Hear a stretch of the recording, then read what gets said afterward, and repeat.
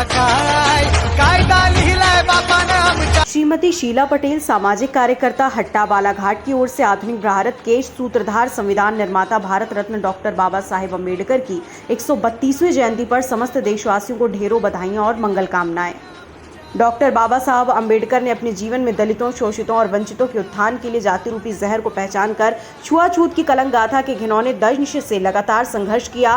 देश के reserve bank की स्थापना में महत्वपूर्ण भूमिका निभाई, आर्थिक विकास में महिलाओं और श्रमिकों की भूमिका पर जोर दिया।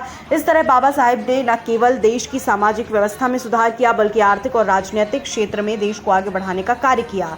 डॉक्टर बाबा साहेब से जुड़ी एक खास बात यह थी, उन्होंने बचपन से ही हर तरह के सामाजिक शोषण, भूख, गरीबी आदि का सामना किया था, इसलिए वो इस सामाजिक अन्याय की पीड़ा को बखूबी समझ सकते थे। अपने जीवन में उन्होंने शिक्षा के माध्यम से काबिलियत हासिल करके सामाजिक ऊंच नीच, भेदभाव, छुआछूत को दूर करके देश में समानता, बंधुत्व, न्याय की व्यवस्था को पुनर्स्थापित करने का उल्लेखनीय कार्य किया। उनके विचारों की गहराई समंदर से गहरी थी, उनके हौसले की उड़ान आसमान से ऊंची थी। नारी उत्थान में बाबा साहेब की अहम भूमिका रही।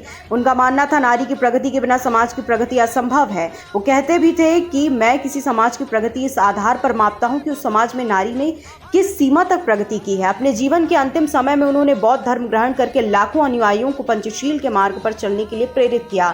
डॉक्टर बाबा साहेब का जीवन दर्शन विपरीत परिस्थितियों में साहसपूर्ण और जीवन जीने का हौसला प्रदान करता है। उनकी विचारधारा हमारे रगों में लहू बनकर अविरल रूप से बहती रहेगी। उनकी यादें हमारे दिलों में धड़कन बनकर धड़कती रहेंगी और उनके महान कार्य हमारे लिए मशाल बनकर जीवन संघर्ष का नया मार्ग प्रशस्त कराती रहेंगी। ऐसी महान विभूति को मेरा कोटि कोटि वंदन। जय भीम।